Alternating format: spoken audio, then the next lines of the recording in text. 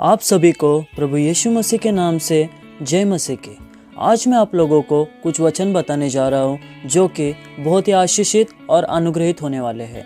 वैसे तो पूरी की पूरी बाइबल ही आशीषित और अनुग्रह वाले वचन से भरी हुई है, लेकिन उनमें से कुछ चंद वचनों को लेकर आज मैं आप लोग के बीच में रखने वाला हूँ, जो कि ऐसे वचन है जिसको आप रोज़ पढ़ोगे तो आपका जीवन एक सफलतापूर्वक जीवन हो जाएगा। तो आइए उन वचनों की ओर हम बढ़ते हैं।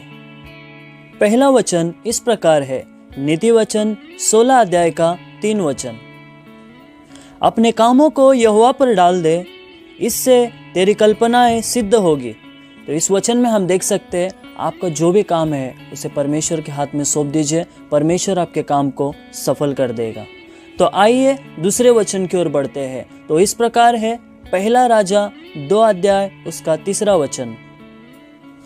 और जो कुछ तेरे परमेश्वर यहोवा ने तुझे सौंपा है उसकी रक्षा करके उसके मार्गों पर चला करना, और जैसे मूसा की व्यवस्था में लिखा है वैसे ही उसकी विधियों तथा आज्ञाओं और नियमों और चितौनियों का पालन करते रहना, जिससे जो कुछ तू करे और जहाँ कहीं तू जाए उसमें तू सफल होएगा। इस वचन में हम देखते इस प्रकार कहा गया है, जब हम परमेश्वर के मार्गों पर चलते हैं, परमेश्वर के वचन के अनुसार चलते हैं, तो हमारा हर एक कार्य सफल हो जाएगा। तो आइए हम इसी के साथ तीसरे वचन की ओर बढ़ते हैं, जो कि लूका 16 अध्याय का 10 से लेकर 11 तक हम पढ़ सकते हैं।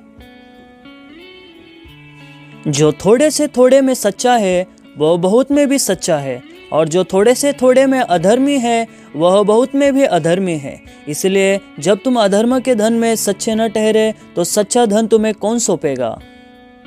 इस वचन के आधार पर हम देख सकते हैं आपका काम चाहे बड़ा हो या छोटा हो, ये मायने नहीं रखता, पर आपका काम सच्चा हो। परमेश्वर यही चाहता है जिससे कि आपका काम सफल हो जाएगा। तो आइए हम चौथे वचन की ओर बढ़ते हैं। वो लिखा हुआ है यशायाह की पुस्तक उसका 41 का 10 वचन में, मत डर क्योंकि मैं तेरे संग हूँ, इधर उधर मत ताक क्योंकि मैं तेरा परमेश्वर हूँ। मैं तुझे दृढ़ करूँगा और तेरी सहायता करूँगा, अपने धर्ममय दाहिने हाथ से मैं तुझे संभाले रहूँगा। इस वचन के आधार पर हम देख सकते हैं हमारा जो विश्वास होना चाहिए और किसी पर नहीं, सिर्फ और सिर्फ परमेश्वर पर होना चाहिए। अपने विश्वास में हमको कभी डगमगाना नहीं है जिससे कि हमारे काम रुक जाए। अगर हमारा पूरा विश्वास प्रभु पर रहता है तो परमेश्वर हमारे हर एक कामों को सफल करता है। 5वां वचन इस प्रकार है, यिर्मयाह की पुस्तक 17 का 7 वचन। धन्य है वह पुरुष जो यहोवा पर भरोसा रखता है, जिसने परमेश्वर को अपना आधार माना हो। इस वचन के आधार पर हम देख सकते हैं हमारे जीवन का जो आधार होना चाहिए सिर्फ और सिर्फ परमेश्वर होना चाहिए। हमारा पूरा भरोसा और विश्वास परमेश्वर पर होना चाहिए, जिससे कि हमारा हर एक काम सफल हो जाएगा। तो आइए इसी के साथ 6वें वचन की ओर बढ़ते हैं, जो कि व्यवस्था विवरण 8 का 18 में हम पढ़ सकते हैं। परंतु तू अपने परमेश्वर यहोवा की स्मरण रखना, क्योंकि वही है जो तुझे सम्मति प्राप्त करने की सामर्थ इसलिए देता है कि जो वाचा उसने तेरे पूर्वजों से शपथ खाकर बांधी थी उसको पूरा करे, जैसा आज प्रकट है। हमारे हर कामों में हम सिर्फ परमेश्वर को स्मरण करें, इससे हमारा हर एक काम सफल हो जाएगा। तो आइए इसी के साथ और एक वचन को हम पढ़ेंगे, जो 7वां वचन है, भजन संहिता 37 का 4 वचन।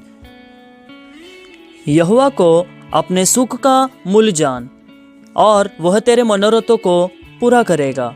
इस वचन के आधार पर हम देख सकते हैं हमारे हर काम का जो भी मूल है, स्रोत है, जो भी आशीष है, हमें यही समझना है कि वो परमेश्वर की ओर से हुआ है। उससे आपके हर एक कामों में और भी आशीष बढ़ जाएगी। इसी के साथ नंबर 8 पर जो वचन है, नीति वचन 3 अध्याय का 1 से लेकर 4 वचन तक।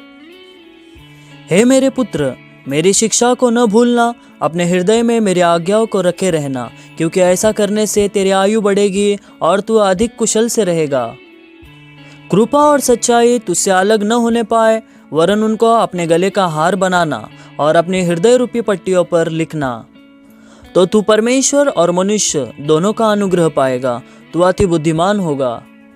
तो यदि आप किसी को हर बातों में आशीषित और अनुग्रहित और परमेश्वर का एक सही व्यक्ति होकर चलना है, तो आपको इन वचनों को पूरा करना पड़ेगा। तो परमेश्वर के साथ ही आप बढ़े। आइए हम लोग एक आखिरी वचन की ओर चलते हैं, 9वां वचन, फिलिपियों 4 का 17 वचन, जो कि शायद आप लोगों ने पढ़ा भी होगा। यह नहीं कि मैं दान चाहता हूँ, परंतु मैं ऐसा फल चाहता हूँ जो तुम्हारे लाभ के लिए बढ़ता जाए। इस वचन के द्वारा हम देख सकते हैं कि परमेश्वर भी हमेशा हमारे आशीष के बारे में सोचता है। तो इसलिए मेरे प्रिय भाई और बहनों, इन वचनों को आप ज़रूर पढ़ें। मैंने आपको 9 वचनों को बताया है, और 10वां वचन कौन सा होना चाहिए वो आप मुझे कमेंट करके बताइए, ताकि वो वचन मैं अगले वीडियो में डाल सकूँगा। तो प्रभु आप सबको इन वचनों के द्वारा, इस वीडियो के द्वारा आशीष करे। मैं आपसे चाहता हूँ कि इस वीडियो को ज़्यादा से ज़्यादा आप शेयर कीजिए। Praise the Lord.